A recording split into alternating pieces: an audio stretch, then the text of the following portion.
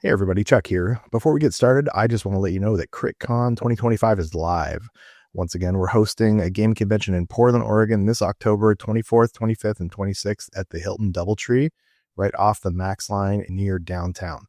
Killscream is back with Killscream 4, a 2-day tournament with 2 golden tickets on the line. It's 2 days this year, October 25th and 26th, with some amazing prize support as usual, and the Kill Team Cascadia Bounty Board for charity, as well as a painting contest to go along with it this year. This year on Friday, we also have Kill Team Doubles. You push 2 boards together and fight with your partner against another team. Deal is shooting across boards, sharing command points with your partner, and battle through 3 rounds against 2 opponents. This year, we have a bunch of other game systems too, including Star Wars Shatterpoint, Star Wars Legion, Horus Heresy 30K, and Marvel Crisis Protocol. If you took some of the hobby classes last year, don't worry. Painting classes return this year, along with Dan Osborne and Useless Wizard from last year. We have former Privateer Press studio painter Matt DiPietro and Portland local Selnar teaching classes Friday through Sunday. We also have discounted rooms available at the Hilton Doubletree. You can find all the info at cascadiatabletop.com or in the show notes. Tickets are on sale now. We hope to see you there this October. Come show Connor your feet.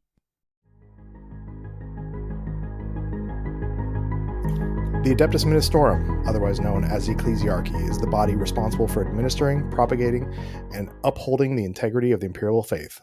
Its clergy are impassioned and zealous in their commitment to the imperial creed, and we're going to teach you how to play them tonight on the Vox Cascadia podcast. Welcome back, everyone. I'm Chuck. I got my buddy Tyler. How you doing, Tyler? So I'm doing well.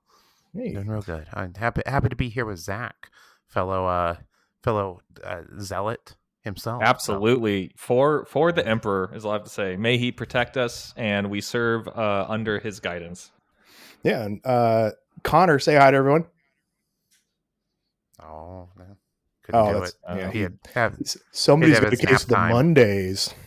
The light of the Astronomicon has not reached his space. You know, he can't join us here today. Yeah, well, we're gonna give him shit about it anyway. So, Zach, thank you for joining us. We're talking Sanctifiers tonight.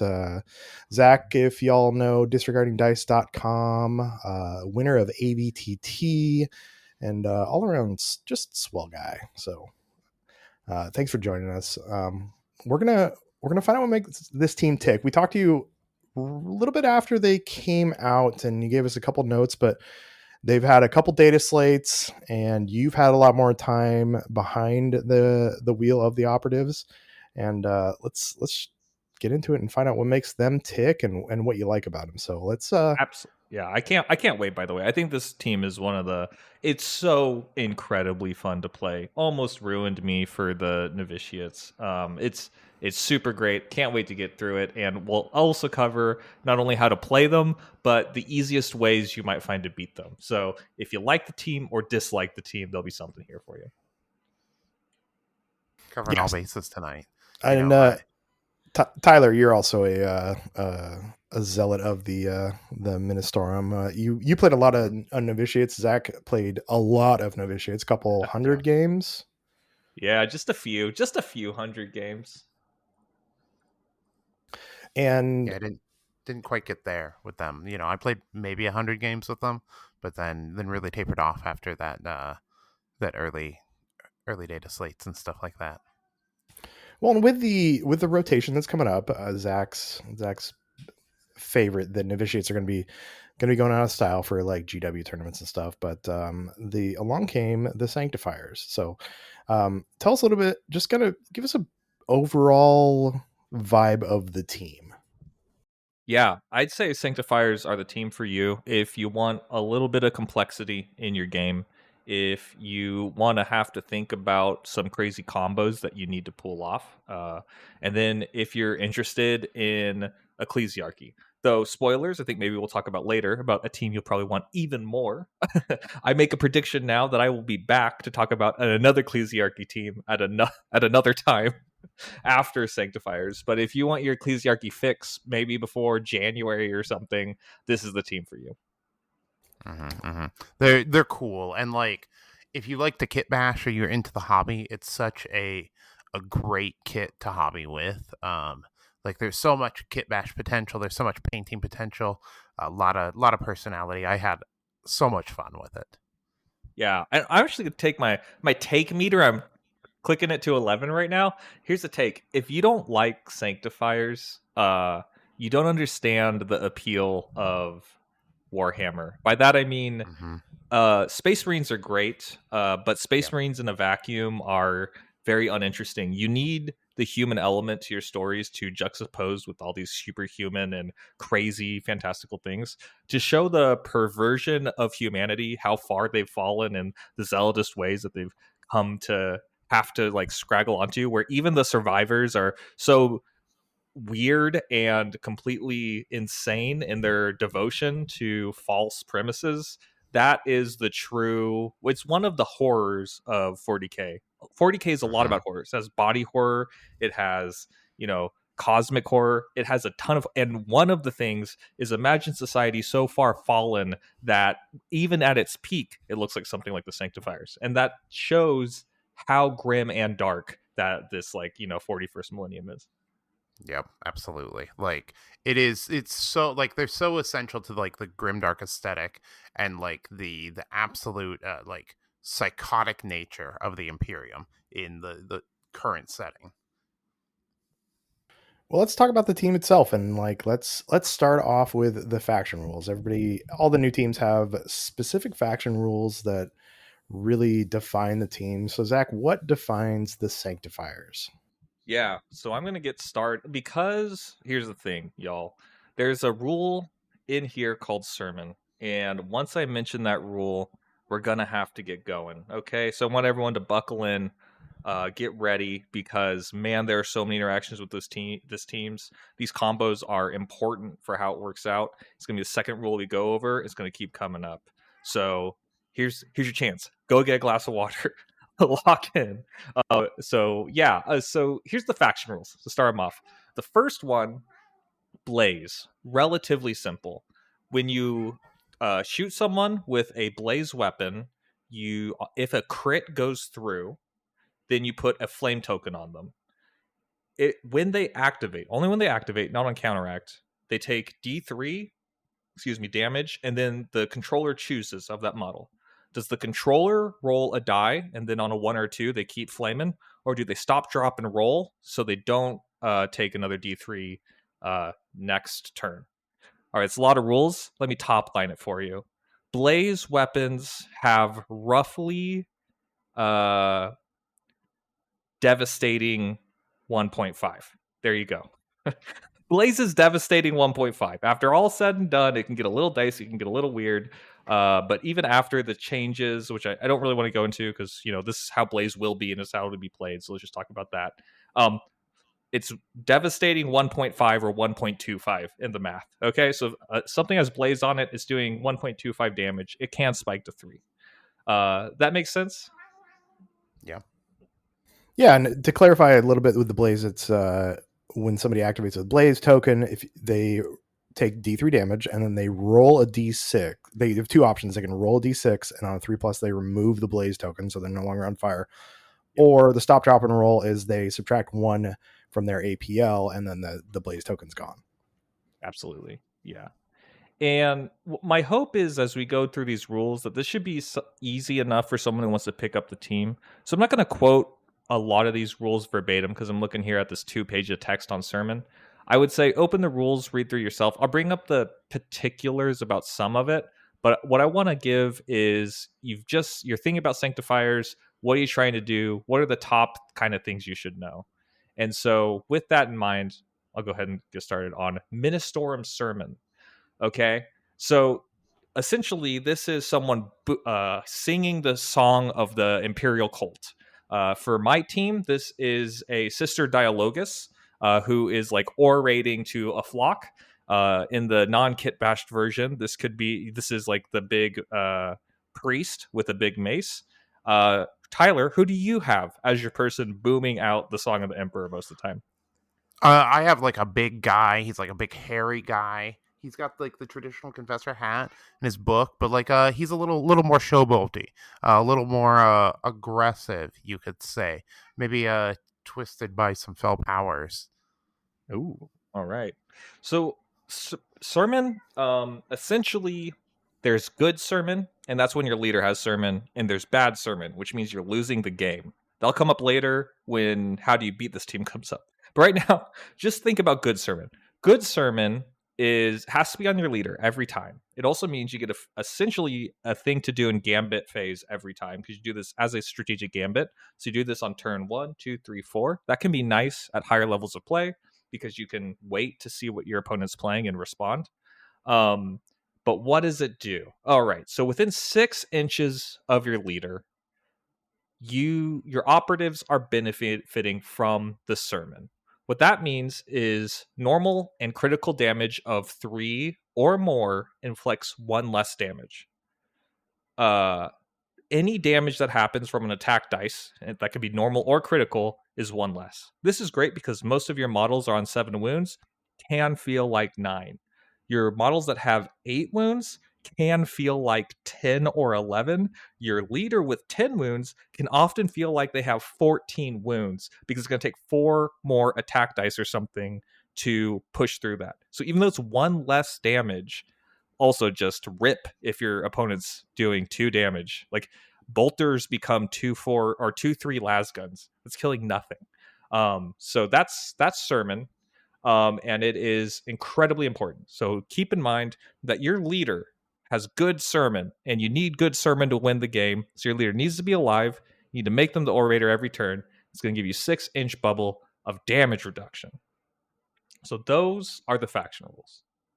So, and let's talk about the ploys next. And if you look at the Sanctifiers rules, a lot of the ploys have sermon in them. So, how do the ploys work with the sermon? And then is there anything that's kind of that you use a lot that's outside of that and doesn't need the sermon? Yeah, great question. So, there are 2 kind of big things about sermon. Some operatives are so cool they don't even need to be near the orator because they're hearing so good they can constantly hear, the Astronomicon from Holy Terra, or they've gone so crazy with Zealotry that they always hit singing the Song of the Emperor in their own mind. But we'll come to that later. The important part is, like you said, Chuck, half of these ploys you need to be benefiting or has something to do with sermon. So that's the crazy thing about the team. I briefly said there's good sermon and bad sermon.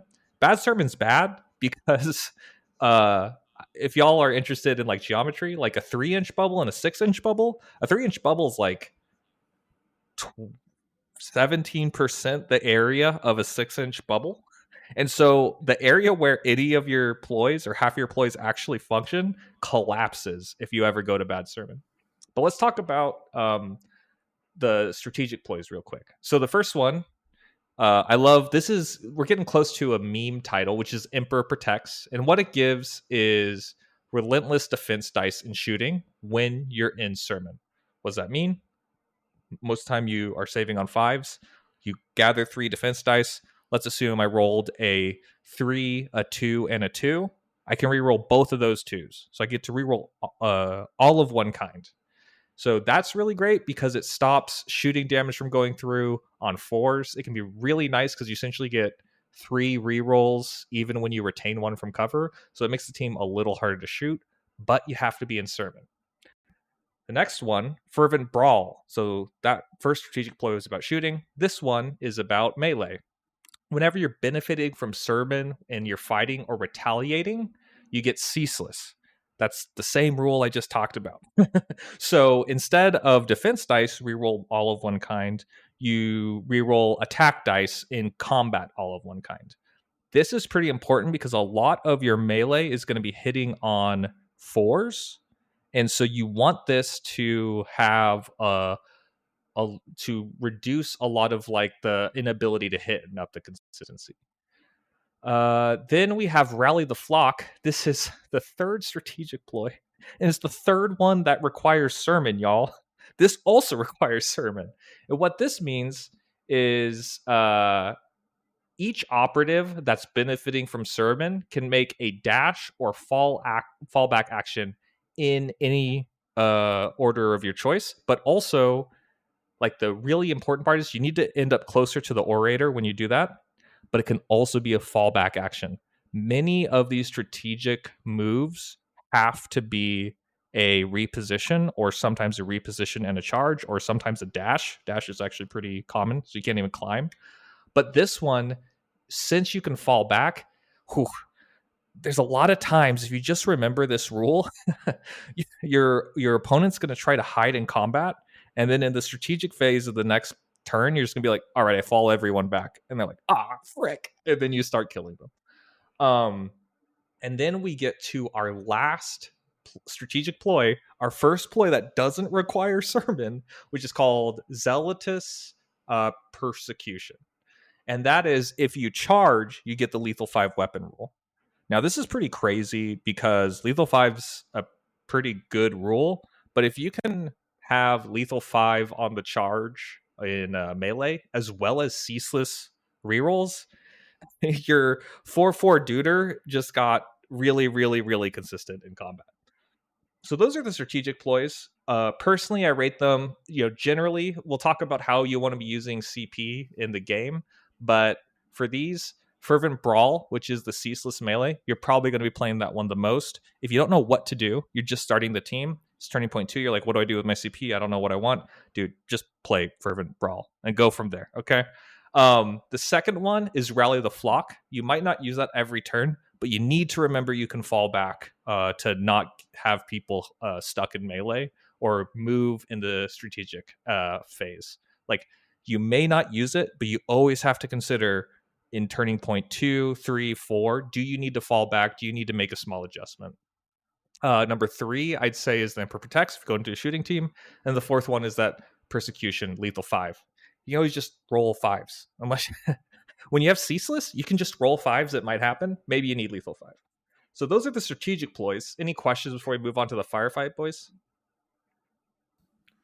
No, it's a lot to rally the flock is a lot to wrap your head around when you're at the table and you're actually doing stuff. There's so much potential in that move there. It really, it's this team is a brain bender a lot of times, I feel like. Absolutely. I mean, it almost feels like the team undulates. It kind of moves back and it moves forth. Some teams, they commit. This team, it can kind of really, you have so much extra little bits of movement, and the fact that it's fall back or like we'll go to others, but it's a lot of different things other than dash, which makes being aware of that incredibly important. Yep. So we've got the strategic ploys. What about the firefight ploys? Yeah, for sure. Okay, so these are all pretty good. There's only one that thinks about sermon. So we're gonna get this one out of the way first, and it might be it's a close tie, but if you're using this ploy, you're probably doing pretty good, which is Ardent Eradication. It's if a enemy is within sermon, so 3-inch of a bad singer, or 6-inch of your leader, you can reroll all of your attack dice when shooting or fighting. So that's pretty great. Like, essentially, if someone gets too close to your leader, you can start singing and be like, specifically, we hate this person. And then the person fighting them gets to reroll all their dice. That's really, really good. And on a lot of teams, this might be the best firefight ploy. But not quite, because we have the best firefight ploy ever printed in the game, maybe barring Blinding Aura, depending on how you play the game, which is Rosarius, which is just a scratch. So this is probably the best, which is if a attack dice would inflict normal damage, ignore it. This is crazy. I don't know if you've ever fought into a Just a Scratch before. It's called Just a Scratch because it's printed as Just a Scratch on Commandos. And so, sometimes the firefight ploy name changes, but it's easier for people who've been playing for a long time to just remember it as the first one. This is incredible because it's a entirely reactive damage mitigation that happens right before the last step of inflict damage. There's this rule that when you have a sequence of dice, you need to roll and retain and whatever. The thing closest to the end of that sequence is the most valuable. Just a scratch is the last thing that can possibly happen before damage dealing is done. And because that's true, you have perfect information of what's going to happen. And then like you can decide whether or not to use it. So this can really change math incredibly in shooting, but it gets so much worse in fighting for your opponent. Great for you. Because if your opponent doesn't roll any crits and they only have normal damage to push through, it's like you're fighting first. They can charge you.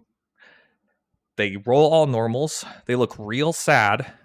And they're like, I strike you with a normal. And you're like, okay, I Rosarius / just to scratch this. And that's what you say. But the actual change in the match is, all right, I will fight first now. So then you strike, then they strike, then you strike, and you win the combat, and they're sad. So Rosarius is amazing. Good in shooting, amazing in melee. Then we have Redeem Through Fire.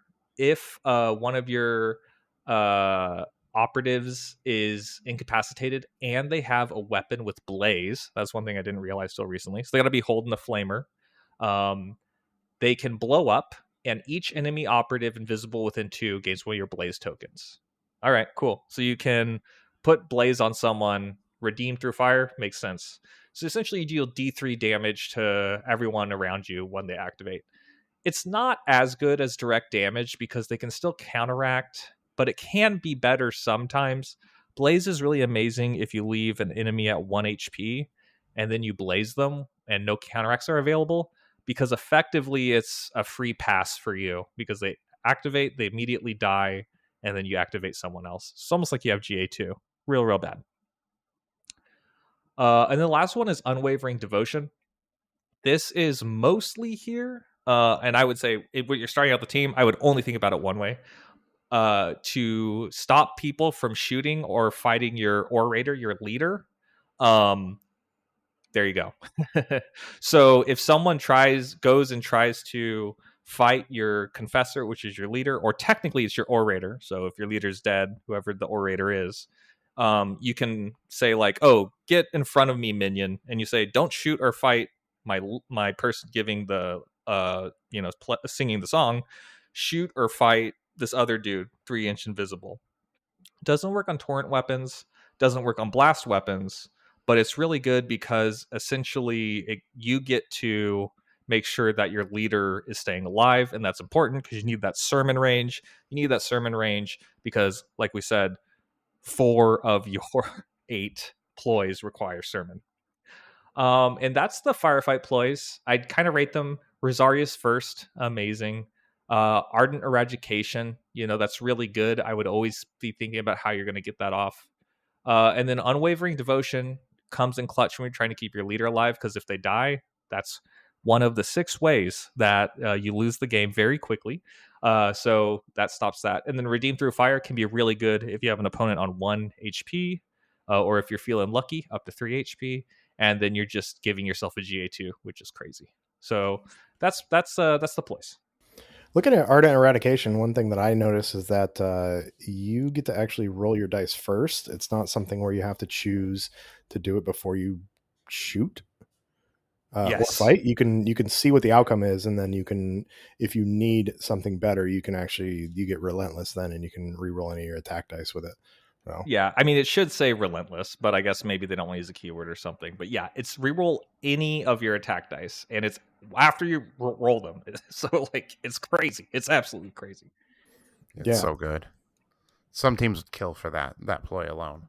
Yep, agree. Yeah, and then Rosarius, like you mentioned, Just Scratch. Me being the Orcus guy, love me some Just Scratch. It's I used it effectively on Tyler a few weeks ago. Actually, he forgot I had it in my pocket, and I saved my life and killed him. So, It was rough. It was real brutal. Yeah. So we've got all these fancy rules. We've got Blaze, we've got Sermon, we've got the ploys, and we need people to use them on. So, Zach, tell us a little bit about the operatives. Yeah, and just real quick before we get into the operatives, I want to quickly touch on equipment. I would just say if you're starting out with the team, you're going to use Purity Seals, which is discard 2 hits when you're fighting or shooting, not on Retaliate, to confirm another hit. That's great. And then Ecclesiarchy Text, which is just more CP. We won't dwell on them, but just take those 2 and then branch out from there. But like you said, We have all this cool stuff, but we need people to do it with. All right, there's a lot of operatives here, and they do a lot of things. So what I'm going to do is I'm going to list them in importance. So you might be asking, what's the most important? Well, the first thing I mention is what I think is the most important operative, and the last thing is the least important. That said, I built this team. I made every possible combination because I think very technically there may be one or two matchups where you take every single combination, but we'll get into that when we get into the build. Let's start operatives. So the most important operative, not surprising anyone, I don't think, is the Sanctifier Confessor. This is the leader. This there was a Reddit thread, and people were saying like, oh, what's the best single operative in Kill Team? And people were saying like, oh, it might be the Shrive Talon. Oh, maybe it's like the Ventriloquar, or like, maybe like if it's in a vacuum, it could be the Patriarch. And I was like, it's actually the Confessor, and it's literally not close. Like, it's actually not close. Because this Confessor, not only does he orate for 6 inches, which is real good. You literally need that. APL 2, 6-inch move, 5-up save, 10 wounds, but feels like somewhere between 13 to 14 wounds. He has a mace of Censure, 4 attacks, 3-up, 5/5, brutal shock. I've played 40 games thinking he had a 4-up to hit. What is wrong with me? All right, moving on. Okay. Oh, it's fine. Okay, so pretty good mace. Then we have the first crazy broken ability, or not broken, because at the end of the day, this team has a lot of fight in it, but it is 11 operatives, but really 10. So the leader needs to be crazy on this team, or else they kind of fall behind. But first amazing ability is Lead the Procession. So essentially, in each turning point after the first, when this operative moves, charges, fall back, or reposition, then everything within Sermon can do the same, a charge, fall back, or reposition in any order of your choice. The only thing is it has to be operatives that end in Sermon, or begin in Sermon, and end in Sermon. What this really means is like everyone around the Confessor gets to move 3 inches in any direction you want. That's really good. It can extend charge ranges. You can do things like multi-charge. Since everyone is moving as the Confessor moves, you could, charge 5 people into the same target to get like a 2+ to hit or something on different operatives. It's absolutely amazing. And you essentially enter the 40k movement phase with your team up the board. And then we have the other thing which makes this operative crazy, which is commanding declamation, which is whenever this is crazy. I'll actually read this one out because it's a little confusing. But when it would perform an action during an activation or counteraction while visible to you and within 6, you can use this rule. If you do roll a d6, if the result is higher than that APL's the enemy's APL stat, they cannot perform that action for the rest of the turning point or counteraction. We'll get to why that's insane. And if it's a counteraction, it ends. Now, you can only use that once in a battle if it's successful. So only one success. You can keep rolling it. So if it like fails the first time, then you can try again. This is crazy because this is why Space Marine teams hate you. They charge in, they try to fight a mook, and then they have an APL stat of 3. You roll a 4. After the charge, you say, okay, no fight. And then a Space Marine says, what? And you're like, yeah, well, you charged in, but I've decided you cannot fight. They're like, but I have 2 APL. And we're like, okay. Or no, you have 1 APL because it does not refund the APL, which is really messed up. Doesn't refund the APL. So they have 1 APL. They're sitting in combat, and they're like, I fight again? And you're like, no, you can't fight at all during this combat. They're like, okay, well, I have nothing here. So commanding declamation, lead the procession, and the fact that this operative has 6-inch sermon makes them absolutely cracked. That was a lot. Does that make sense? Yeah, is this much. kind of like the Novitiate's blinding aura a little bit? It's pretty similar. The big thing is the enemy model has to be 6-inch invisible instead of just firing from along the table. But yeah, it's pretty similar. Now, would this take up like limited stuff too? So Yes. Yep. that's fun. I had somebody with novitiates do that to my rocket rack at LVO this year. So Ugh. love that rule. Glad to see it's living on. That's the ecclesiarchy for you, I guess. I got nothing. Pretty much. It's a rule that is printed. Okay. Coming in at number 2, this is the sleeper pick no one understands, but this is how you win games so much of the time. It's crazy. I just real quick, Tyler, you play the team. Who would you put number 2 slot on the team? I mean, I only have that one tournament under my belt, and I realized I don't understand the team at all. Yeah, fair. Um, It's not. It's like pretty arcane. there's so much going on here. However, I don't know, like the what is it? I mean, like the gunners are really good. Like Yeah, the they're super missionaries, good. insane. Yeah, they're insane. Like like any of the stuff with the flamer, the dual flamer guy is so good. Even the normal preachers are so good. Like they're so reliable. In just doing damage. It's like really hard to pick. This team is like filled with It's greats. real. There are great damage profiles in melee and in shooting, and that's why a lot of people will go to all that stuff. Damage reduction is great.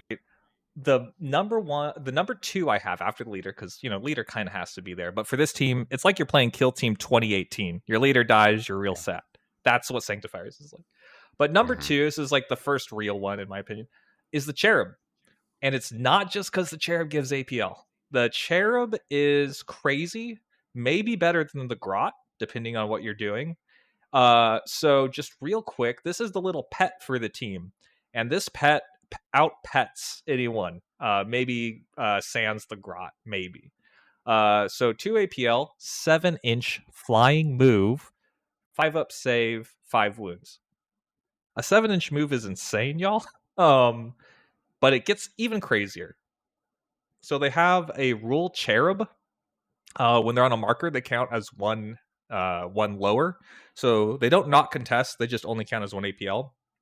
When this operative has a conceal order, it has super conceal. Great. 7-inch fly with super conceal. And then it says it can't use any weapons that aren't on its data card, and it can only perform incentivize, which is the give out APL. Now, it can only give out APL within 2 inches, so it's not as cool as a lot of comms, but it also has fly, y'all. And fly is insane. So you can choose. Whenever you're performing the fly reposition fallback, it can fly. And if it does, you just teleport it horizontally within 7. Fly is a lot better than it used to be. I don't know if anyone's like listening and they're used to like old Kill Team Fly. You just teleport horizontally. And this thing, so what if I told you? We're gonna forget the APL thing, all right? I'm gonna tell me what other operatives you might drop if I told you got a 7-inch fly super conceal thing that can do mission actions. This thing does so much crazy mission play toward the end of the game. You're going to give out an APL turning point 1, you're going to give out an APL turning point 2, and then you have to seriously consider, now do I give out an APL to do something cool, or does the Cherub fly somewhere and win me the game by doing a mission thing? And very often the Cherub activating turning point 3 and doing a mission thing wins your game. So if you're active enough with the Cherub, which is pretty easy to do because it has super conceal, you fly, you go do a mission, and it exerts a completely different kind of pressure than any of the other operatives. I like that it's got a little like cattle prod thing, and it's called the incentivizer. Mm-hmm. Yeah, it's a good one. So is that so when you incentivize people to give them APL, you hit them with a cattle prod? Yeah, you hit them with a prod, absolutely. And then the next one, number 3 slot, Miracleist. So the Miracleist is this is a very rule dense team, y'all. The past 2 operatives has had at least 2, if not 3 rules, and that does not stop with the Miracleist. We're a very rules dense team. We're coming right at you. Okay, so this operative is 2 APL, 6-inch move, 4 up save. So instead of a 5 up, this has the best save. Usually on a team, only one operative has a better save than the rest. On Vespid, for some reason, it's the stealth bug. On this team, it's the Miracleist, not the leader. So Rarely your leader doesn't get the better armor. They are nice enough to hand that out to a different operative, and for Sanctifiers, that's the Miracleist. All right. It gets really weird from there.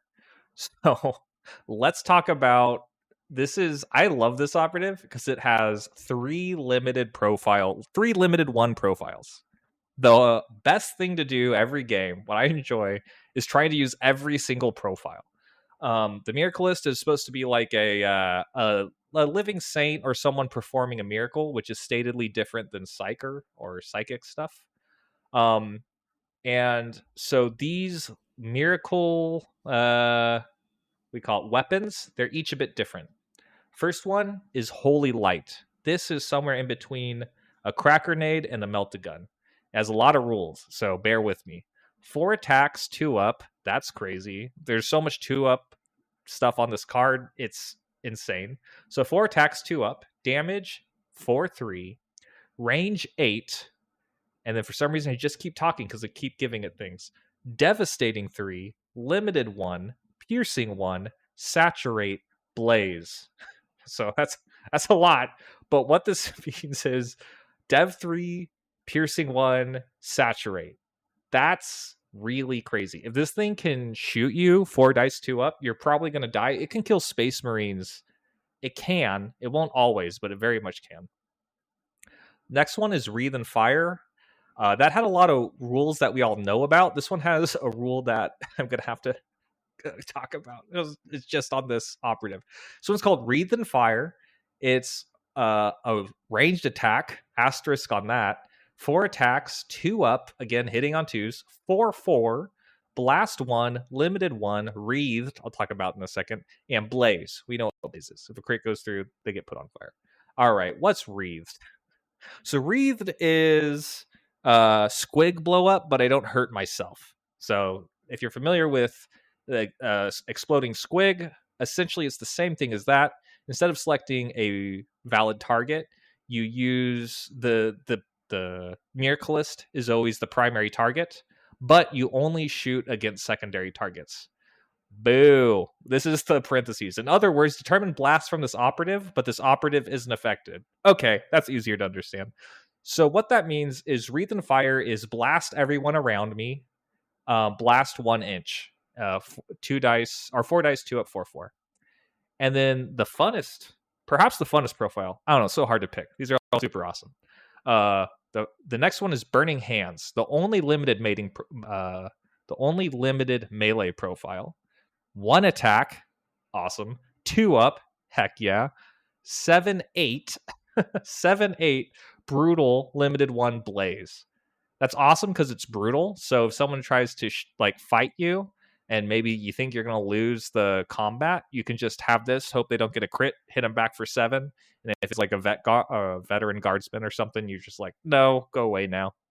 And then to top it all off, and this is why it's so awesome, we have the last profile on the Miracleist, which is Fists, which are the worst fists in the game.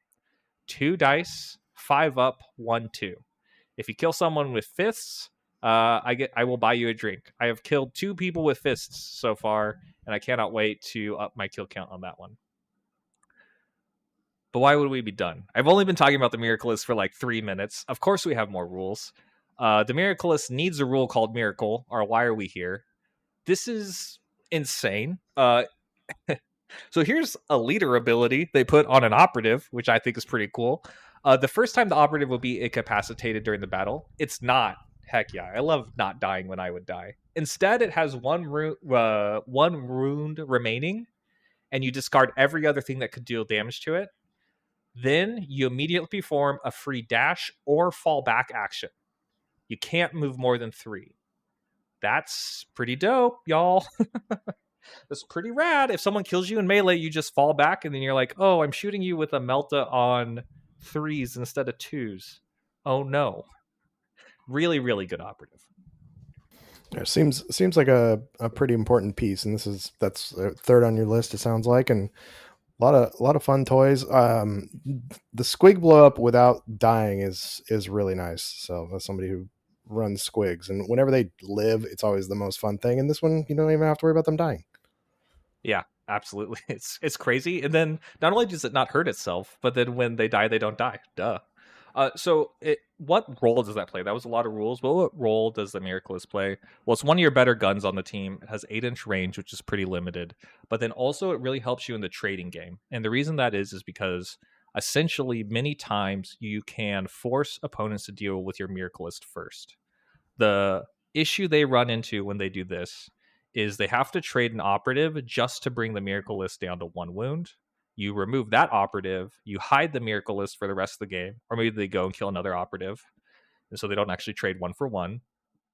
And now you're up an operative because they had to kill the Miraculous twice, and that cost them 2 models, or it didn't cost you a model at all, and you took one. It's either a 0 for 1 or a 1 for 2, one way or the other. So the Miraculous does incredible trading because once it lives, you just keep killing. Is she like kind of like a bomb that's going to run down the field and kill a person and then kind of step back? Is that how you're using this operative? Can be. It really depends on what the map allows for, but that's one of the things. The big deal is sometimes what I'll do, turning point 2, is like near the end, I'll be like, all right, last activation, I move my Miracle List up. And now if I win initiative, I kill someone with the Miracle List. Or if I lose initiative, you try to kill the Miracle List, she doesn't die, and I hide her, or I kill someone else. So now we're 2 for 1ing. Just because I preserve that Alpha Strike, they have to go in, kill the Miraculous. That can actually be worse for them because then I get to move up 3 inches with a dash. And then so technically instead of having like 6 inches of move, I have 3 inches of move, then 4 as an injured move. So they're extending my range. So it's really rough. It's like darned if you do, darned if you don't when you're dealing with the Miraculous as an opponent a lot of the time. So after the Miraculous, what's next on the list of important operatives? All right, we get to the now. You might think it's a missionary. We'll get there. Missionary is coming, but actually, before we hit missionary, it is the death cult assassin, and this operative is important for a few different reasons. Real quick, the first reason is the first thing I'm going to read off on their sheet. 3 APL. Ayo, I love 3 APL models. 6-inch move, 5-up save, 8 wounds. This is really, really good because having a model with 3 APL just hanging out allows for a ton of different plays. Just because this model has 3 APL, it can hold down flanks unlike other models with no support. Like essentially because it can move, dash, shoot, or charge, fight, shoot, it threatens a 2-for-1 depending on who your opponent is, very close to a Space Marine. And it does that on a flank away from everyone else without any support. So it makes a great lone operative, but then also we'll get to some abilities that make it able to do even more. Of course, it has more rules. You think I'm done? Okay, so we have throwing knives. This is a ranged attack, which is 4 dice, 3 up, 2-5, range 6, silent. 2-5 is a pretty crazy profile, y'all. When the crits go through on throwing knives, this is really scary. It also hits on 3s. It's pretty free chip damage a lot of the time. And so I know like the normal damage is 2, and oftentimes that's kind of like lackluster, but just throwing this is really, really nice because I've had 10 damage go through. You can get lucky shots where you roll 2 crits, nothing goes saved, and then it can be really bad. The upside's huge. And then the melee is Ritual Blades. This is 4 attacks, 2 up. I love hitting on 2s. 4-6 damage. No special rules on that one.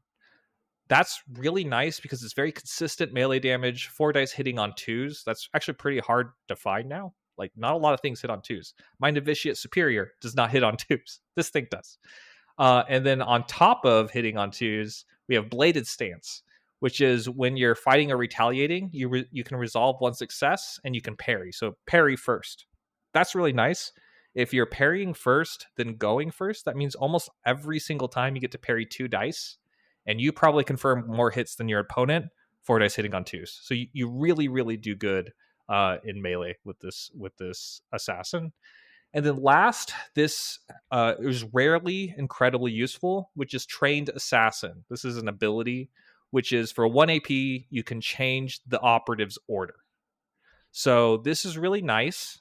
This is used for activating on engage, moving up 6 inches, throwing a crack grenade, and then going back to conceal. That's almost all the time. And this is another thing where you might consider cracks just for this operative. Sometimes you're looking at the silent throwing knives, and you're like, I really want to be able to charge, fight, shoot, and these throwing knives aren't doing enough for me. Let me grab a crack or let me grab a frag, and you take that as an equipment, and then you're off to the races with the death cult.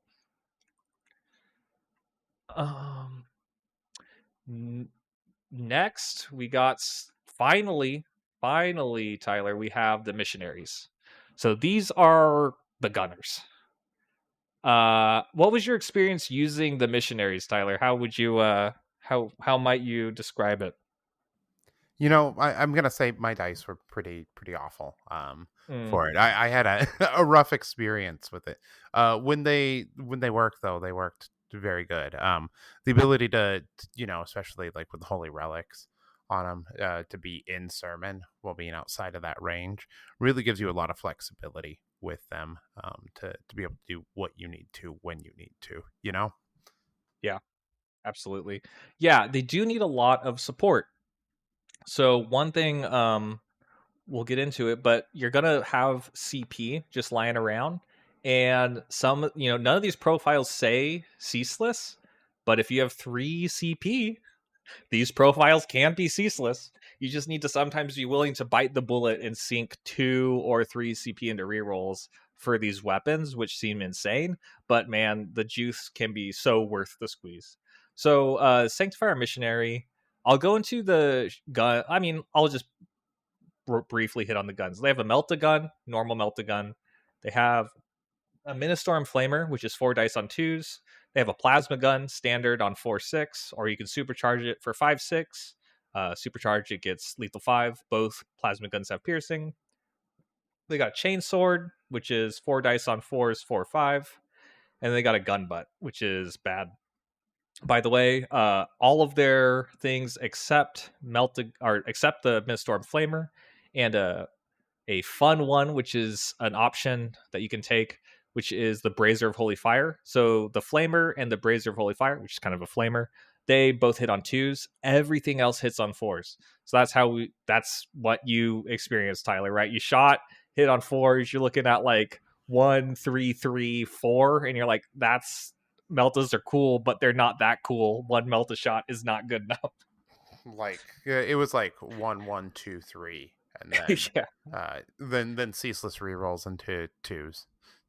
Like as is tradition. Yeah, that makes sense. And so really what you're looking to do with the melted gun, which is what you're going to bring in a lot of the time when you're starting out with the team, I would just say you're going to be bringing the melted gun with icon. We'll get to that in a second. And then the flamer. When you're shooting your melta or plasma, you're going to reserve purity seals. That's the equipment to discard 2 hits to make, or discard 2 misses to make a hit. And the idea is you're only really looking for 1 hit. And if you get 2, it's amazing. You get to confirm 3. If you get 1 hit on 4 up, you get to have 2 Melta things going through. That's pretty consistent. Maybe someone makes a save, but if they don't, that's fine. Sometimes you get 2 crits and you don't even roll dice. Everyone's dead. So you get to choose. You take 2 missionaries. So instead of gunners, this team has missionaries. Take 2 of them, and you essentially have 2 you have 2 options. You can either have a holy relic on your melta gun or your plasma. Actually, they have to have those, and they have a chain sword. Holy relic is, if you have a holy relic, it's always benefiting from sermon. Dope. Always benefiting from sermon is amazing. You get to lead the procession, which means you get a free move. You get damage reduction, so even though we're on 8 wounds on missionaries, it feels like 10 or 11. And then you just also can always rally the flock to, no matter where you are during the strategic phase, have a dash. So that's really awesome. They also have an ability called Spread the Word of the God Emperor. Hell yeah. When this operative is more than 6 from anyone else, you have Severe. Hey, severe meltaguns where you can automatically retain at least one hit are pretty good. It's almost like a guaranteed 7 damage no matter what. So the missionaries are really great. They're incredibly beefy because you essentially, there are 4 different loadouts you can have. I'll go into those briefly. You either take a Ministorum Flamer with Icon or a Ministorum Flamer with Brazier of Holy Fire. And then the Brazier of Holy Fire, also has a melee profile, which is 4 dice, 4 up, 4/4 shock blaze.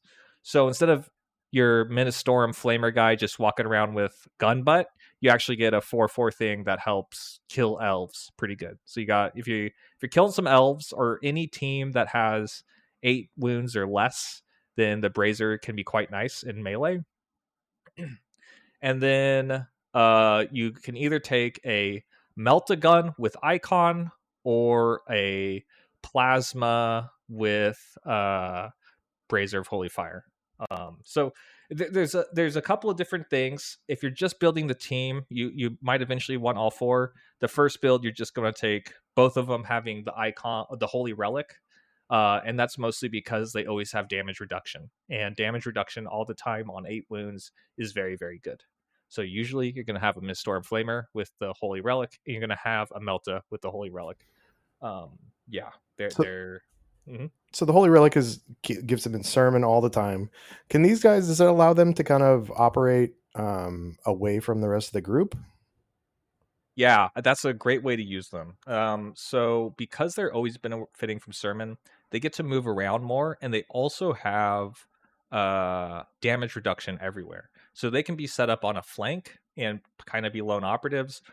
They can be in your little ball around sermon, and they can go out and touch someone a little further away. That essentially, it's really good for the Ministorm Flamer operative. Oftentimes, because they hit on 2s, they can be out on a flank. Sometimes, if you're into Space Marines or something, the missionary with the Melta having that relentless reroll can be really good, because you just want to kill 1 Marine, and then if you kill 2 Marines, you win the game. But you just want to kill 1 Marine with a Melta shot, and so if that Melta shot has ceaseless or relentless, then that's even better. So that's missionaries. It's super fun to play with them. They feel like they can do everything. They're very, very rad to play with. So after your missionaries, what are we on to next? All right, we're finally getting okay, we're not there yet. I'm so sorry. There's so many rules. Okay. So next one is the Persecutor. So this is your melee operative. I mean, they all kind of feel like melee operatives to a certain extent, but this is your melee. We're entering the second tier of operative. Okay, the missionaries, the cult assassin, the miracleist, the cherub, the leader. These are like your MVPs. This is where, hey, all these are great, but they're not the same. You know, they're not signing the MVP contract, but we need them on the team, and they're doing amazing stuff. The first one is the Sanctifier Persecutor. That's the melee. They have a hand flamer. We'll see hand flamers on a lot of things going on from here down. Hand flamers. This one hits on one worse than everyone else, but it's almost the same. 4 dice, 3 up, 3/3, range 6, saturate, torrent 1, blaze. This is really good because hitting on 3s is pretty dope, but hitting on 2s, which is what most of them do, is amazing. This one, it's attached to a chainsaw. It's hard to fire a flamer when it's attached to a chainsaw, so they hit on 1 worse. But that's not kind of why we're here. Yeah, it's, We're it's here about the for intimidation factor, like with that Yeah, weapon. exactly. We're here for the Eviscerator, which is 4 dice, 4 plus 5, 6 brutal. All right, wow, that's a pretty good profile. It'd be really good if it had ceaseless and lethal 5. So when it's buffed by our strategic poise, it gets to be insane. Then we have 2 different abilities on the Persecutor that make it a little better. One, this is the one you'll never use, or if you use it, you're like, what has possibly gone wrong? It's called Merciless Castigation, which is if we fight and then somehow we're both alive at the end. I don't know how this happened. The Persecutor is 2 APL, 6 inch move, 5 up save, 7 wounds. This thing should die. but it's also hitting you on 5-6, so it should also kill you. But somehow, I don't know how, we're still alive. We get to fight again. So if you're alive and I'm alive, we're not done yet. We go again. And then the other one is Fanatical Retribution, which is if when they're incapacitated, you can strike an operative if you have an unresolved success before this one's removed from the kill zone. Well, this means a strike on death. So if someone kills you, you still have a dice to be able to hit them. You can hit them back, and this can usually mean 5 damage on the way out, which is a lot of damage. So almost no matter who you're fighting, you can oftentimes confirm 10 damage with the Persecutor. This gets crazy. It's the reason why this is so much higher than the stuff we're about to talk about is the Strike on Death ability is an absolutely amazing way to blunt an attack. If you put this Persecutor out, it's kind of serving the same role as the Miracleist, where, you know, someone charges in, they try to fight you, and then we both die. Well, that sucks for tempo for your opponent, and it's amazing for you. And so because this can swing tempo in melee with this Strike on Death ability, Persecutor gets put super high up. So you're killing people on the way out, and do you find times with the Merciless Castigation and like you're just a scratch and your damage reduction that you are living through and getting that free fight, or is it coming up very often at all? It's happened once. So not very often. I mean, dice can be dice. But most of the time, yeah, Merciless Castigation is just there for fun. And then the Fanatical Retribution is the crazy part. So who's next on the list after the Persecutor? Next we have the Conflagrator, and so this is the someone with 2 hand flamers, and then they also have model on their backpack a bunch of gas canisters, or promethium canisters, and we'll talk about what that means. That's called a Sanctification rack. But first, let's talk about the stat lines. So APL2, 6-inch move, 5 up save, 7 wounds.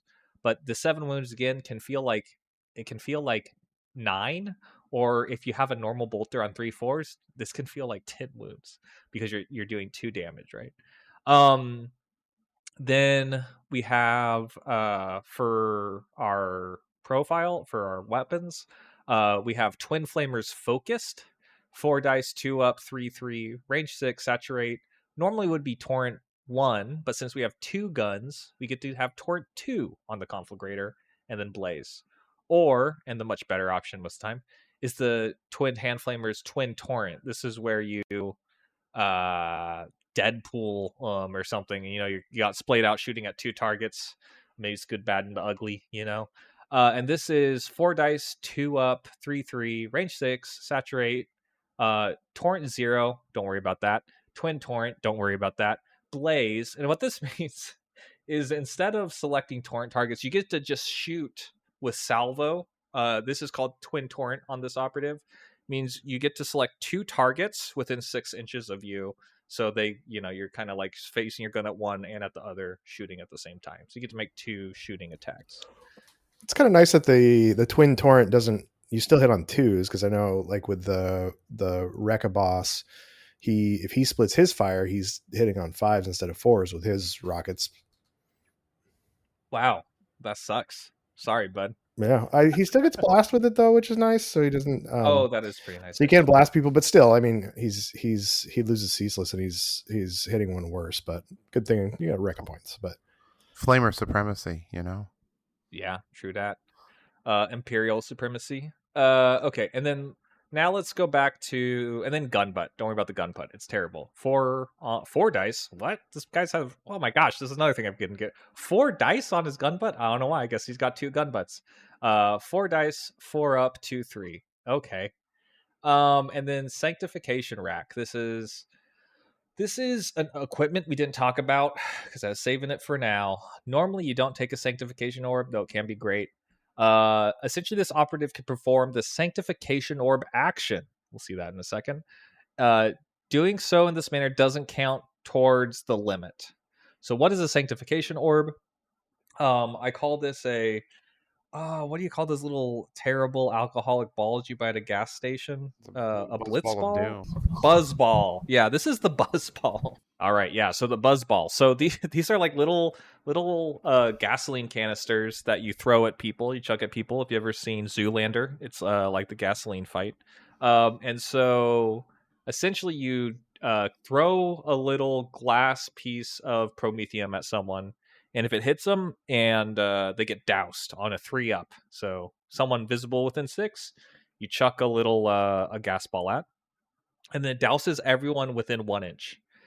You don't have to roll separately. It's not like a stun. If the 3 goes off, everyone's there. You know what that pair incredibly well with is a torrent with saturate that had, or torrent 2 with saturate. Sorry. And when it goes off, you have seek with blaze weapons. So 2 things you can do with that. Let's assume an enemy piled up 3 people. They're like, oh, I'm behind heavy cover. That's fine. You move up with the conflagrator. They say, hey, y'all, you want a buzz ball? It goes off, and then you torrent all of them. And that's pretty great. Or you can have the conflagrator go up, buzzball someone, and then your miraculist with the holy light also has blaze, so it can be a little wombo combo where you douse them and then you follow up with that 8-inch shot. Really, really, really good. And a really great alpha if you can get it off, if you're willing to try the 3-up. If you see someone who gave you multiple targets, you just go for it and do it. I had a legionary player be like, how bad could this be? And I was like, pretty bad. They're like, nah, it'll be fine. And so they put 2 legionary behind a barricade. Last activation, turning point 2. I move up. I sanctification orb them. It gives me seek. I flame, and then I win initiative. I move up. I flame again. I think I took 9 wounds off both legionaries for 18 wounds to start the match. There was not a good match for the legionary player. And this is a action, so you could do this on conceal too, right? Sure can. Okay, all right. Yeah. So also just the double shoot's really good. Essentially, if you don't, you got to think about this operative kind of in 2 ways. This is kind of their role opposed to their abilities now. The role this operative has is if your opponent gives you an incredibly juicy sanctification orb you think you can win off the back of, like early, mid to late turning point 2, go for it. But more often than not, this operative, it has a vital role of getting incredibly easy 2-for-1 revenge kills. So what'll happen is you'll be doing maybe a lot of melee trading, and at some point, someone charges in, kills one of your operatives, charges in, kills another operative. Well, sometimes you'd have to spend like a lot of resources removing those. The conflagrator is great at just like, all right, let me double tap both of these, and that's an efficient use of what threats I'm threatening, or just APL usage so I can do more mission stuff. So this revenge kill ability of the conflagrator is incredibly important. So throwing gas at people and burning everyone.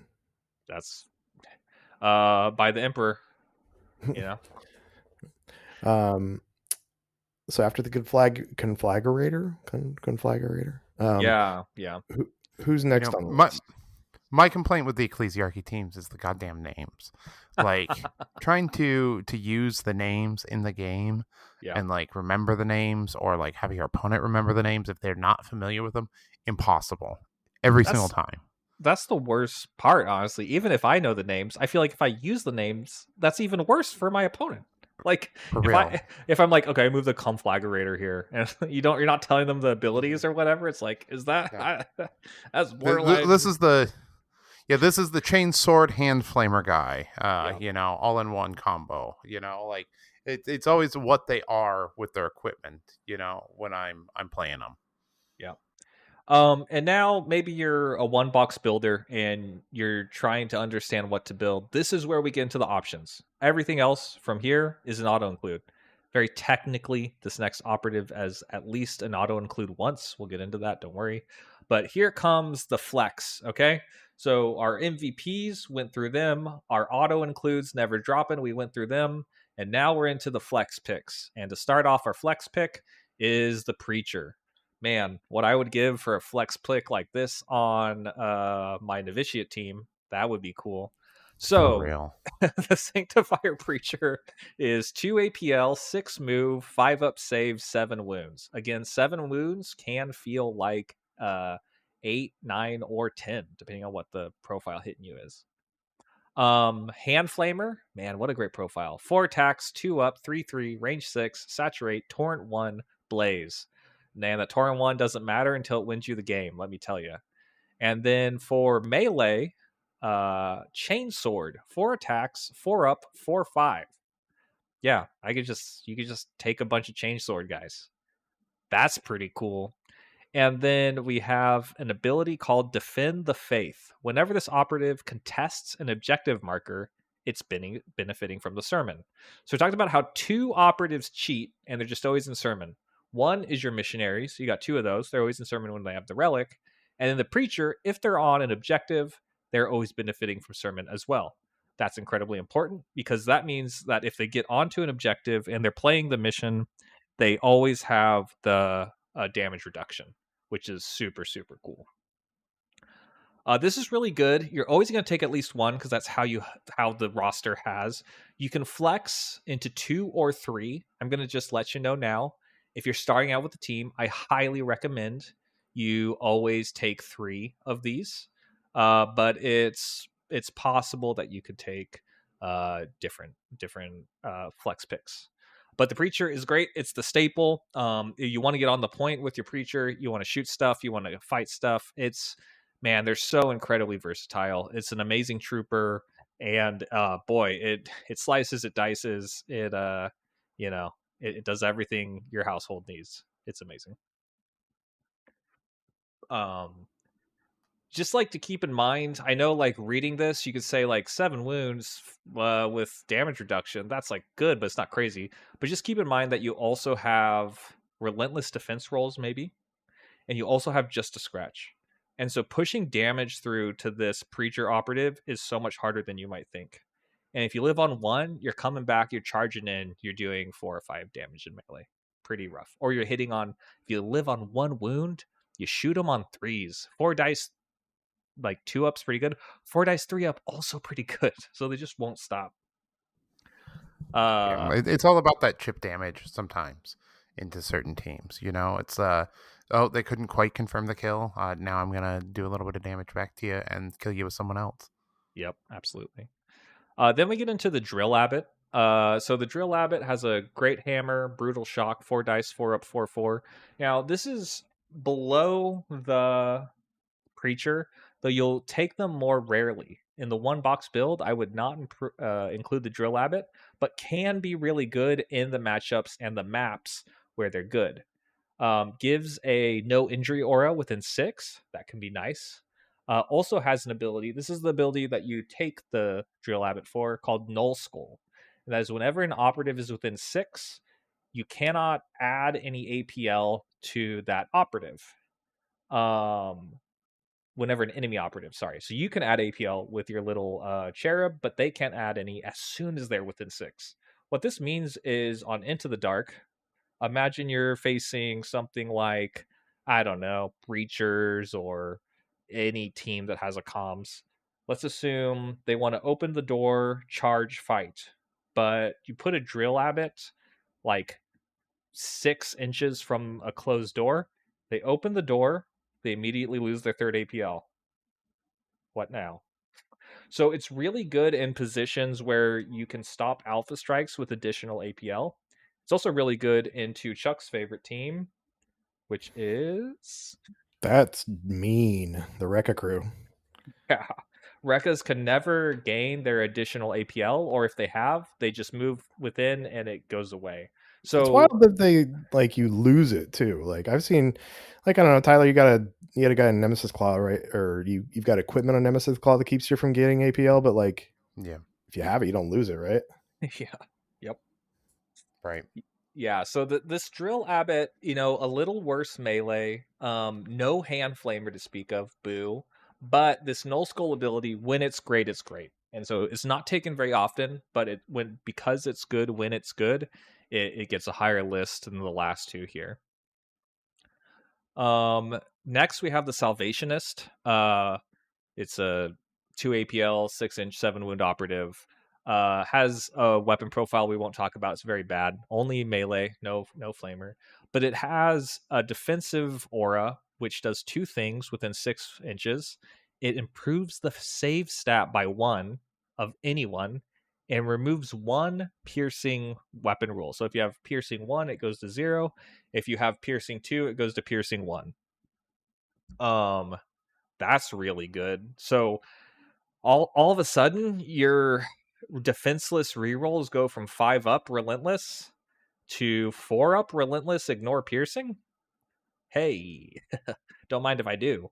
This, if you're into teams that want to shoot you, the Salvationist can be absolutely incredible. Just because with Emperor Protects, with people benefiting from Sermon, it is incredibly hard to push damage through. Imagine Phobos.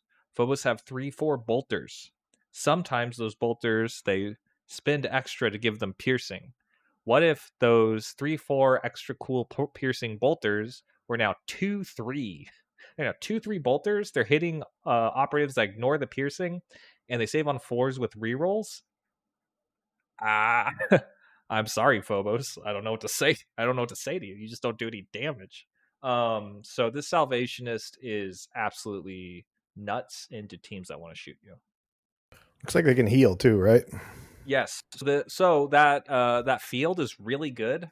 The thing that this healer loses is medic. So medic is usually the kind of what gets replaced here. But instead they get med kit. They still have med kit.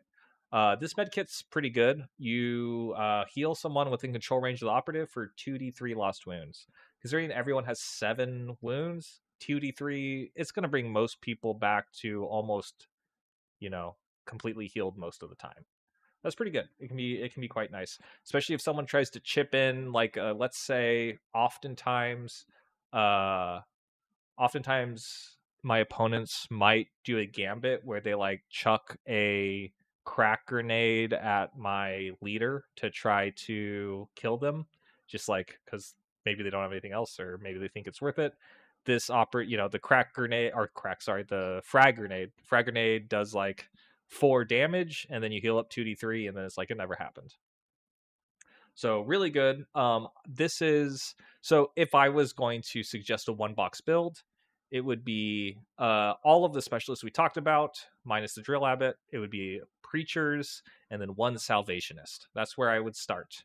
It's pretty good. It's not an all comers list, but it's a very, very good place to start with the team, and it'll get you playing some games and having a good time. So then, looks like the last operative is the Reliquant, and Yes, this looks kind of like your standard icon bearer with a hand flamer. Yeah, it's really good. Has a hand flamer, and has icon, so like +1. It also has devotion ability, so that's what these are called, where you like flip your order and then you can shoot, or you can do like a free action before you die. So in death atonement, if you're familiar with Vet Guard. This is really good. It's really hard to play. I suggest you play at least a half dozen, if not a whole dozen, Sanctifier games before you consider the Reliquant. Open up a lot of plays. There's a lot of big brain plays that I won't go into here, but this is like one of the things that can really juice the team. But you're going to need to know how to play the team first. And I think we've talked about enough rules, or if you're just picking up Kill Team playing casually, man, leave the Reliquant for later. So we've got the operatives. We've got the 1-box build.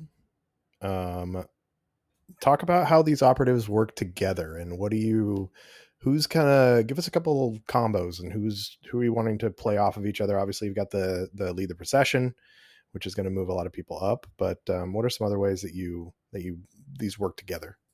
Absolutely. So I'm going to go over like 6 combos, and if it was you're just like starting out and you're trying to just like, what do I even do, what's happening, just try to do these 6 things. And the more the more of these 6 things you can do, the better you got. I bet if you got regularly doing this 6 stuff, your win rate's going to be above 50%.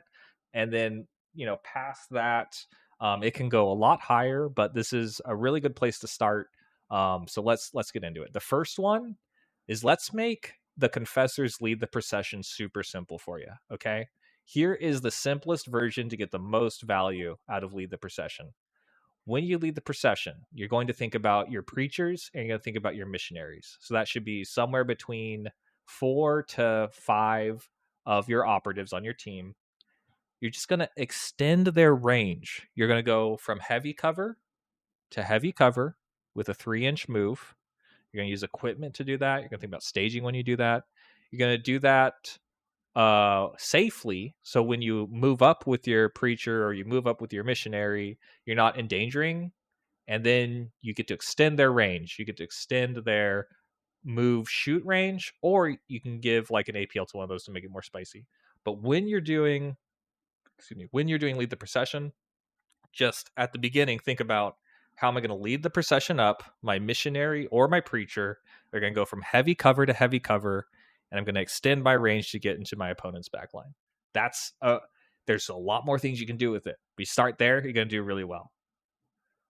The next one is, we talked about this briefly, but the Conflagrator plus the Miracleist. So that's the double twin shooter and the Miracleist. This can be really good into low model teams. A lot of people who start out playing Sanctifiers, they're like, oh, the elite matchup can be hard. It can be rough. Man, elites hate this one trick. So you go up with the Conflagrator, you Sanctification Orb someone, that will give them a douse, and then you come up with the Miracleist and you shoot the Miracleist's holy light, because it's a blaze weapon, and you've probably chunked at least half of the damage off that Space Marine. Like, pretty simple. We're just trying to find the easiest combos. If you're going into a low model count team, you want to play KG, you can do that. That's a really great way to use the Sanctification Orb stuff. Next, I would say we also briefly touched on this, which is Death Cold Assassin and Crack Grenade. Death Cold Assassin, Crack Grenade's great. Death Cold, if you take cracks, very possible this assassin will throw both of them. You just replace the throwing knife ranged weapon with crack grenades, and this is usually into higher model count teams than you, or same, so 10, 11, 12 plus model count teams. You're just gonna charge, fight, throw crack, charge, fight, throw crack. You do that, you're doing great. Can even work into elites. Sometimes you can, to extend this combo, the Death Cult can wait till a Marine is expended, then kind of like use Lead the Procession to get within 6 of a Marine, throw Crack Grenade, charge, fight, and that's also really good. So an awesome combo there. Another thing, just to make playing the team easier, I'm just trying, like, it's not always the correct choice, but if you're just trying to figure out, like, how do I get to that 50% win rate, where should I start and where should I go from, just always give your missionaries the APL, y'all. The Cherub's going to give missionaries APL on turn 1, 2, possibly 3, and then the Cherub goes off and does something. And you're like, who do I give my APL to? What are they doing? It's going to your missionary. They're just going to move, dash, shoot. If you're a crazy person, you can try to charge, fight, shoot. All right, fine. Try to get the 2-for-1 if you want. That's harder, but they still want the third APL. So just to start off, your missionaries are always getting the third APL. We're almost to the end of the easy combos here. The next one is the Confessor. The Confessor, you always want to leave CP up. And you always, if your Confessor is going to be charged or shot or fought, you want to make sure that you have CP for both, not just one, both the Rosarius just to scratch Firefight Ploy, and then the Unwavering Devotion Firefight Ploy. So always make sure that you leave at least one CP up for Unwavering Devotion, because maybe someone tries to like move, dash, shoot your Confessor. You're like, nah, shoot this preacher instead. Nah, shoot the whatever, some other one who's not my confessor. If you lose your confessor, it's very easy to lose the game. So making sure you have the Just a Scratch there, making sure you have the Unwavering Devotion there, that's incredibly important. And then last combo. We also touched on this one, but just to add to the list is, all right, I said the Cherub plus the Missionaries. If you've done that a few times and it's feeling good and you kind of understand how that works, the next thing you want to look for is the Cherub adding an APL to the Conflagrator. And that's going to be the Buzzball combo, right? That's at the end of Turning Point 2. If you can move, throw a Sanctification Orb, and then Torrent, that is a great way to late Turning Point 2 apply some pressure that the other team might not be able to respond to. And so those are the easy combos. There's so many levels. The team is so rule dense. But if you just start there trying to get that stuff off, you're not going to feel like you're just floating out in the ether, unsure what you should even be doing, which is incredibly easy to feel that way with a team with this many rules, this many operatives. So what do you have a little more advanced combo or anything that to build off any of these, or are there any of these that you combo together, or just like what's the advanced Zack tech that you can get after you're playing, a dozen games with these guys or so? All right. Okay. You're asking for the crazy stuff. Okay. Here's there are two really fun, crazy combos. And if you do one, again, just tell me. I'll buy you a drink. Doesn't matter. Just find me. Say I got off this combo. No more questions asked. So the cool but less cool one, the not drink worthy one, is the Icon Bearer, the Reliquant. If it can make someone do an act before they die. If they're in engage, they can't fight. But you know what they can do? They can fall back. Now, why would that matter? Well, let's assume a preacher dies in combat. It can't fight. Maybe it can't mission action, can't do anything. But let's say I'm sitting here on way too much CP. You can actually fall back, and then before you're removed, do the Blazing Glory ploy to give more people a Blaze token when you blow up and die. And so one fun combo... Yeah, go ahead. So are you falling back like into another group of guys then? Mm-hmm.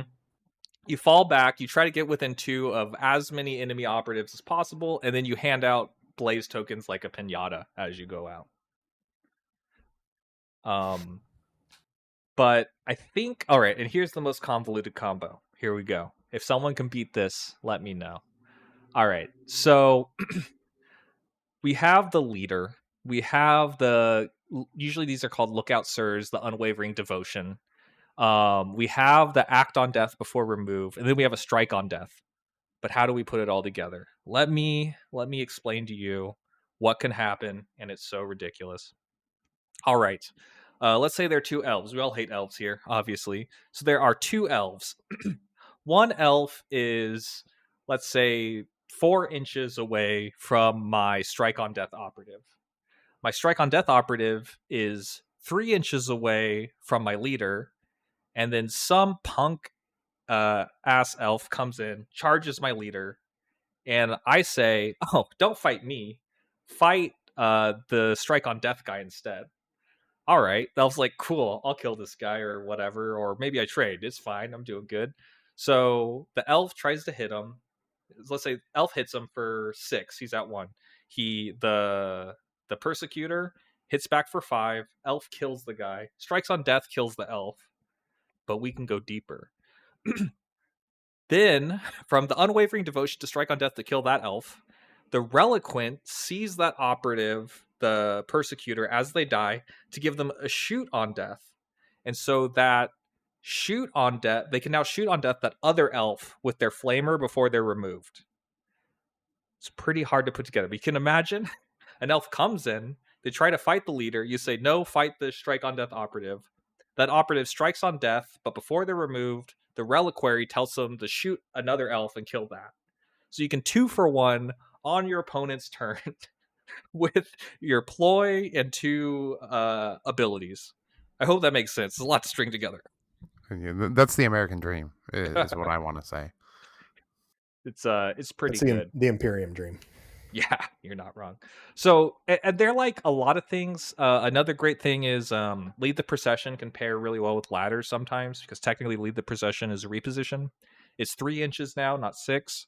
But you can go up a ladder for 1, and a lot of vantage is light cover. So depending on your map, depending on where you're positioning, just lead the processioning up onto vantage. It can be incredibly useful. But there's a lot of ways to juice that. There are a lot of rules on the team. We saw all that. So it goes pretty deep, but man, it's a lot to get into. So how are we starting the game out with these guys? What are you doing in the first couple turning points to get into position to do your crazy ass like fall back on death slash somebody burn somebody else?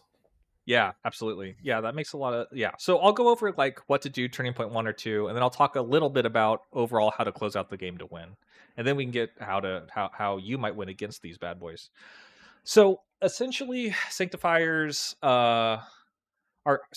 in scouting. Let's start there. I'm just gonna hit like as we're going down. We have operative selection, we have equipment selection. We talked about all that. Let's talk about scouting step. Um, it can be so the scout forward reposition, is that what's called now? That can be a really nice option to deny area, since you can follow up with those 3 APL plays we talked about. You can either have, well, you can't lead the procession on turning point 1. You still have sanctification orb shoot within 6, or you could have a melta move dash and shoot within 9. And so it's really easy to deny a lot of area with scouting if you can find it. TP1 is usually about staging threats and deciding how much risk you want to take. The If you have more operatives, then you could probably like stage. You usually want to stage 1, 3, or 5 threats. You oftentimes don't want even threats because of how turning point and initiative works. Most of the time, you want to stage an odd number of threats. So think about: do I want to make like 1 point of tension where like we can interact with each other? Do I want to make 3 points of tension, or do I want to do less than those? Um, there's no real reason to play any ploys on turning point 1. You just want to wait for turning point 2. Think of it as, since you don't have lead the procession yet on turning point 1, you're just going to stage to move forward or mission on turn 2. And you want to place missionaries to do explosive move dashes into turning point 2. If you can extend your range with lead the procession, even better. So turning point 1, you're like, where are my missionaries gonna move dash shoot something, or lead the procession 3, be safe, move dash from there, shoot something or fight something or something like that. Then once you hit turning point 2, you have the big question you have to ask yourself, and this is going to be the main thing you probably think about, which is, when do you lead the procession in turning point 2? The first maybe 5-10 games you play with the team, that's what you have to really think about. But I would kind of frame it, there's so many good ways to use lead the procession. I'm just going to collapse them down to 4 things that you should think about to start. You can do this, and if you do it with 2 operatives, any of these 4 with 2 operatives, you're fine. You can move safely to extend a move dash shoot or a charge fight. You can move forward after your opponent has expended all of their operatives to extend a kill or mission. So that way you can be safe a lot more. Maybe you don't need, like if it's a Volcus, maybe you don't need to be behind cover because like counteracts, they don't have an ability to counteract or something. Another way to use lead the procession is to fall back from enemies that are up in your engagement range. Like if you can do that, honestly, just doing that once might be worth leading the procession. And then this is the fun one. It won't come up a lot, but it can be very good when it happens, which is to multi-charge your operatives to provide combat support for each other. So, a lot of times you might look at an operative and be like, I don't know if I'm gonna be able to confirm enough dice to blah, blah, blah, blah, blah, because I hit on 4s. But it's like, oh, well, what if I just charge in like 3 operatives and I'm hitting on 2s? Well, hitting on 2s, 4 or 5 is pretty great. So charging to provide mutual combat support can be really, really good. And then versus teams with less models, you can flex the Miracleist aggression on Turning Point 2, and maybe with missionaries, depending on their shooting profiles. And then versus teams with more models, think about how you use the strike on death operative, the parry first, and oftentimes the missionaries. If you're versus a team with more models than you, the missionaries feel incredibly tough because of the damage reduction. It can be pretty hard to remove wounds from them. And that's kind of how what you want to be thinking about Turning Point 2. Look for those explosive plays. Use the missionaries to do incredible damage to the most valuable operatives. Hope to trade, and then once all the dust settles, hopefully their best models are gone. You're still standing some places, and then think to yourself, Turning Point 3, what is my cherub doing? Is it giving out an APL, or is it going to go win me the game? And then that's pretty much it. I think that's a lot of information. It's not like a perfect game plan, but that if you keep those things in mind, just that stuff top of mind, I think that'll really, really help you start to learn the team. So, how do you win? Yeah. So to win, I think what you want to end up doing is using those MVP operatives, your missionaries, your assassin, your miracleist. You want those to move out and kill the most valuable operatives on the other team. You want to stay flexible with your cherub. Don't just think about giving APL. Think about how you can contest an operative or contest a objective, or even go and do a mission action. Um, and then also keep your leader alive. If your leader dies, you lose access to half of your ploys almost immediately. You lose access to generating more CP. That's incredibly important. And then maybe last is, don't be afraid to use dice to confirm incredibly important attacks on your missionaries, like 4-up ploys. It's fine if you spend 2 or 3 dice to remove and defang your opponents, because if you defang your opponent's best models with your missionaries, your preachers will be able to get in there, and with their profiles, they're going to be brawling really, really well. So, and then you kind of went over it, but how to lose. It sounds like bad confessor play is a key to how to lose the game. Yeah, yeah. Okay, so this is maybe bookmark this, right? This might be what a lot of people want to hear. So, how to beat them? Again, there's a lot where you could deep dive, but I'd say keep this top of mind, and as you go, you'll start to see these patterns, and you maybe expand on them over time. But a really good starting spot is you want to shoot off the just a scratch. And then once you shoot off the just a scratch for a turn, you can start fighting. Also, general note here, keep track of the just a scratch. Like you said, Tyler forgot about your just a scratch, and that led to probably a pretty big swing in your game, right? Yeah, definitely. I definitely like. There's so much that I like. There's just pages of rules for these guys, Yeah. and it's so easy to forget just like any one of the rules at any given point. Yep. Like trying to remember who had damage reduction at any given point.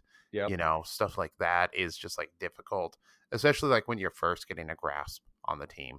It's a lot, and then like you're trying to like stack the auras and time everything right and conserve your CP, and like it's really intense, but like there's so much play to this team. It's a lot of fun once you start to get the swing of it. Yeah, absolutely. Yeah, and so obviously in a perfect world you keep track of all their rules at all times, but at least keep track of the just a scratch. And if you can, excuse me, if you're in a position where you can shoot or fight, and you're like, oh, the just a scratch shows up, so I'm going to shoot, and then later I'm going to fight. Just just a scratch in melee is so much better than it is in shooting. So if you can shoot someone, make them use the just a scratch, then start fighting, that's going to go a lot better for you. Try to blast or torrent the leader. that can be really good because the lookout sir, that devotion ability doesn't work. So if you have a really good torrent weapon, or if you have a really good blast weapon, this is actually why a lot of people say Rekkas might have an okay matchup into the team if they haven't played it before, is because they have a bunch of blast profiles and they might be able to find the leader. So killing that leader really, and one of the best ways to do that is with a really good blast profile. Next thing is do not, this is a hard one, but don't try to 1-for-1 the miracle list. A lot of games I get into, I'll move up my miracle list and people will be like, a free model. And like, it's kind of like that Family Guy thing. It's like, oh, a piece of candy. And they like go into they pick up the piece of candy and then the box falls down on them, right? Because like the miracle list doesn't die. If you kill it, what happens for me is instead of hitting on 2s, it hits on 3s. All right. And so like killing the miracleist and treating it as it's a trade the first time isn't something that you want to do. But if you can bring the miracleist down to like that 1 wound idea, and you can poison or put some kind of damage over time on them, that's amazing. If you can do that, do that. So like, legionary poison, terror chem on Nemesis Claw. There's some other, the venom on the Tyrannid team. Whatever you can do to like, when I activate, I take damage on the miracleist. That's really bad for the Sanctifier player. So if you can put that on, do it if you can. This one is this is a what do you call it? A break glass in case of emergency. It's not great, but sometimes it'll bring your win rate up maybe 10%, which is if you feel like you're super behind, just try to assassinate the leader. If you're like, oh god, this game's going terrible, like I don't even know if it's even possible to like win, or if I go in, he's just going to say no to my fight, or what. Just like do whatever you can. If you're feeling behind, beeline for the leader, let dice be dice. If the leader dies, you might be even or ahead, even if you start behind. So that's if you feel behind. Wouldn't start for it because it's a low play. But a lot of times I get my opponents into this place where it's like, well, if we just normally activate, I win the game. Are we going to do that? And they're like, yes. I'm like, you should have just tried to kill the leader, man. Like, it would have, it's not great, but it's better than our like sad kind of game state that we got into after it. Next, and I remind most people in my training games this, and then in the tournament games, man, this is pretty good. Don't try to tie up models in combat if you're going into the team, because of Rally the Flock and Lead the Procession both having fallbacks. Just don't try to hide in combat. You won't be able to. There's a bunch of free fallbacks that'll leave your models exposed when you think they aren't, and so like you can't hide in combat. Don't try to. Next is avoid the 1-inch torrent because like this team's hard enough to beat. If you start staging your models 1 inch away and you're just giving free torrents, it gets nearly impossible to beat. Like the more torrents you give the team, the harder it is for you. So just try not to do that. And then lastly is try to avoid visibility to the leader so they can't say no to your actions. The leader can hide from you, but you can also hide from the leader. If you can just stop that, commanding declamation from happening, which is the like on a PL roll, stop from doing an action, just it needs visibility. So try to hide invisibility. So those are the like top tips that I would use to try to beat the team. If you can keep all those in mind, I think you're going to be playing a much more even game than you might otherwise. Cool. Well, Zach, just listening to you talk about the team, you obviously very passionate about it and really seem to enjoy it. Are you, you were Mr. Novitiates. Are you, does it feel like this has been a replacement for them? Or are you still, I mean, are you happy with playing this team into classified next year, or are you still going to miss those novitiates a little bit? Yeah, I don't know. The novitiates, so I have an event coming up soon, and I'll be playing the novitiates in that. The Novitiates have some issues now where, unfortunately, with the recent dice changes, Novitiates can't really confirm hits as well as a lot of the counterparts in the same like 10 model band team. For instance, like Aquilons, Felgor, Casterkin all hit more consistently than Novitiates, often with Faith dice at this point. And so Novitiates unfortunately kind of ended up in this spot with the most recent dice changes, how punishing interacts with severe and how retaining has changed, that their faction ability kind of just simply fights with their profiles to even out in the wash.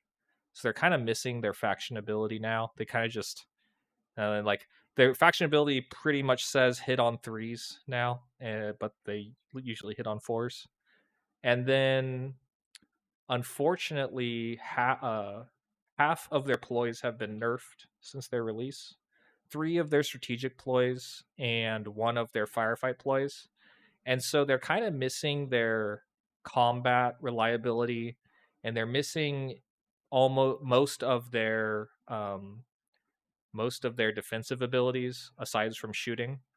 And so, they still have some tools, but you can kind of get to where you want, and you can have mission actions and the ability to move, but you don't really have reliability in killing stuff or living. And so I don't know, it's a hard team. It's an uphill battle now. All that is to say is I'm pretty excited for Sanctifiers. Also, since we're talking about new teams, is this the time? Can I talk about it now? Are we doing it now?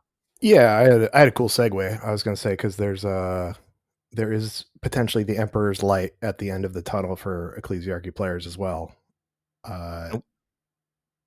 Yeah, and what that means is fuck both these teams. I don't care anything. I don't what Novitiates, Sanctifiers. This is all academic. Okay, like in probably less than 4 months, we have leaks for what is obviously, if I consult the charts here, Celestians, not Celestian Sacrosancts, but Celestians. I will say, obviously, Orders Pro Natus Relic Bearers.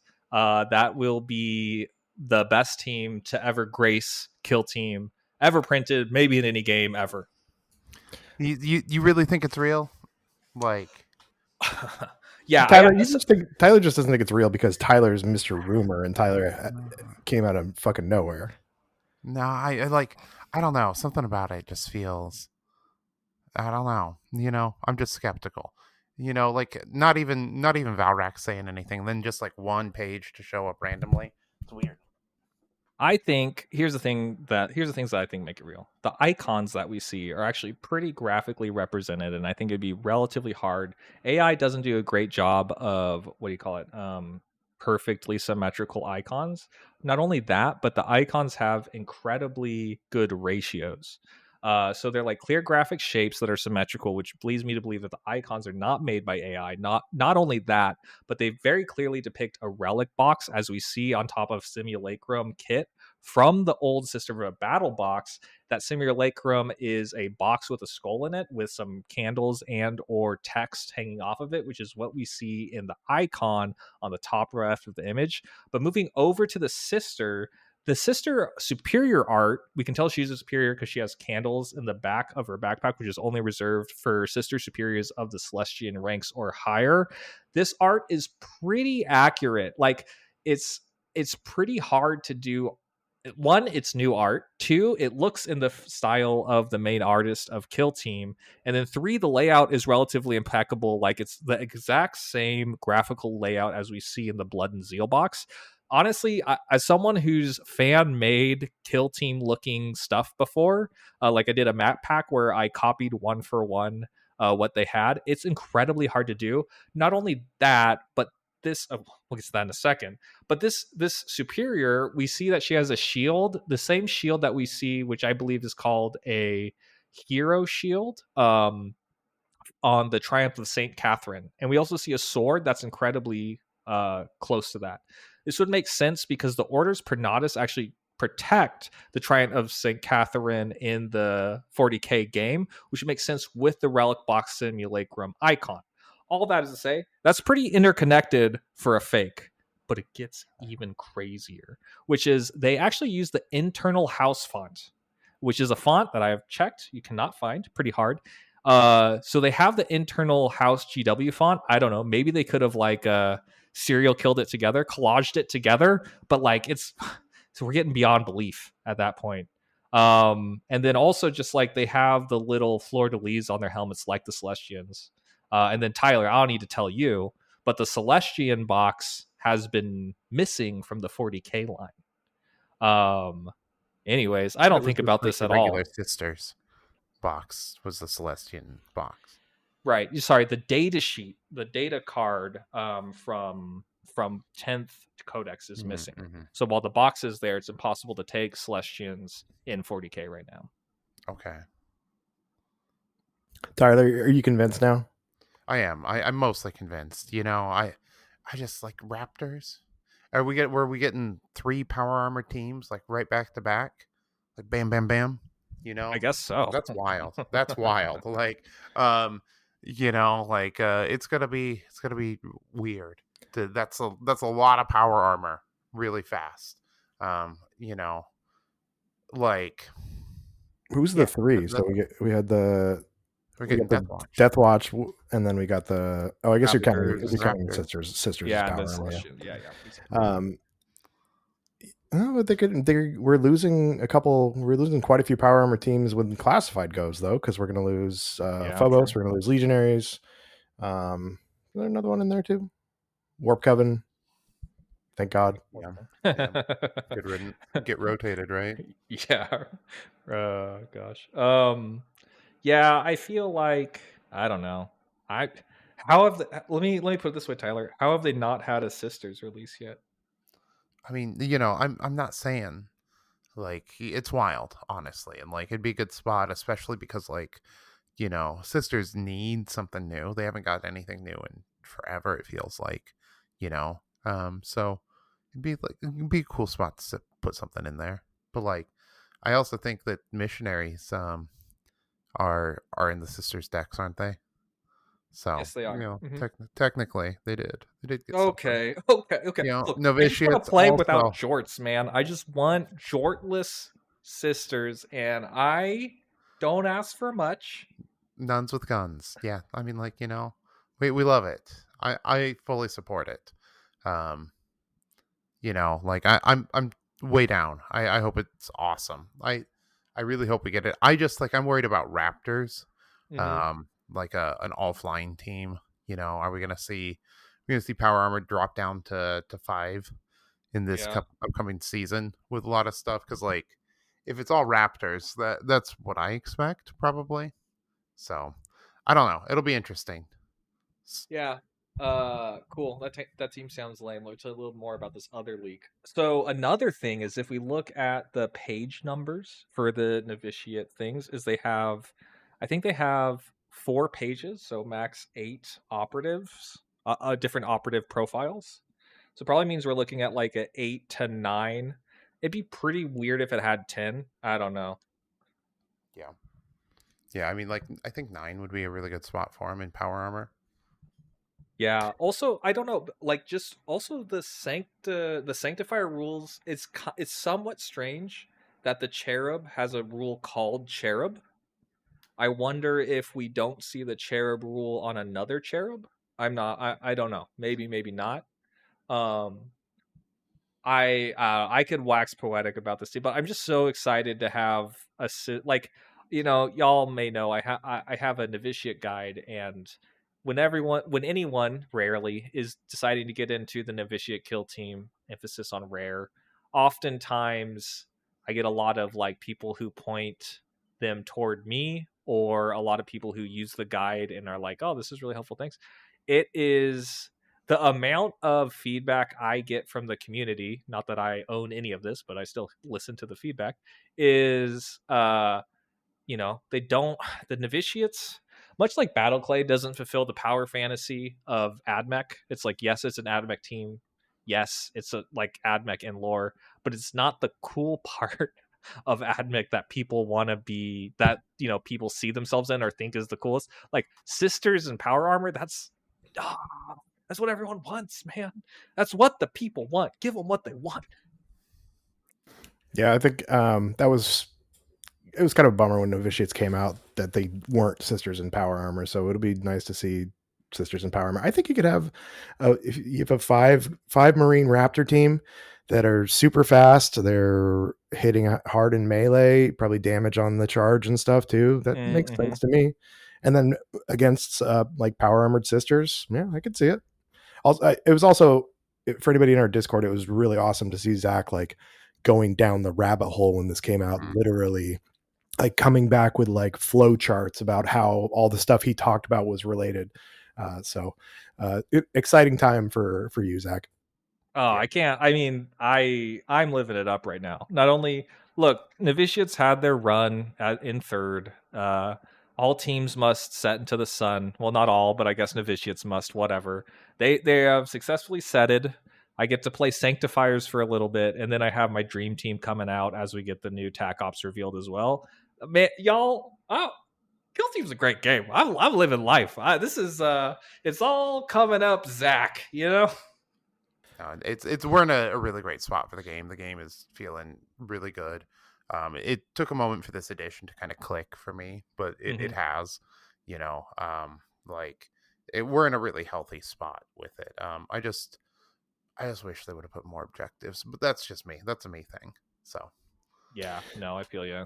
And we are all but confirmed that we're keeping 3, right? Which is I think yeah. I mean like I don't think that there was enough there to hint that it was changing.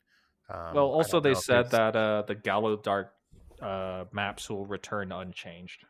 So oh I yeah. guess they could return unchanged with more objectives. I doubtful. That'd be really weird phrasing, huh? Absolutely. I mean, like maybe the Galadark stays 3, and then we get it on other stuff, but that's unlikely. That's That sounds copium dope. right Oh there. wait, actually, sorry. Reading Orb, we know there's 3. Remember the Orb review because it Oh yeah, says Well, it does. either reboot does the center same or thing. yours. Yeah. Reboot also tells you that you label the objective markers 1 through 3 at the start of the game. So, yeah, and it would be really a pain in the ass for tournament organizers if you had to switch the amount of objective markers throughout the game based on the mission. So I think we're staying at 3. Hey, Yeah. have you ever read what's it called, Rituals or Summoning from 40K? I'm just saying, that has not stopped them before. I think Rituals is like you could perform a mission action to create an objective, and that could happen as many times as you want it. So All right, yeah, let's you could have like 40K games with like 9 to like 12 objective markers. that's kind of wild. Well, Zack, thank you so much for really deep diving into Sanctifiers. I'm gonna have to go back and listen to this whole thing. I'm gonna probably see if I can mess around with them this weekend, but we really appreciate it. Tell the folks where they can find you. Yeah, absolutely. You can find me at Disregarding Dice on my blog, disregardingdice.com. And then you can find me on my YouTube, Disregarding Dice on YouTube.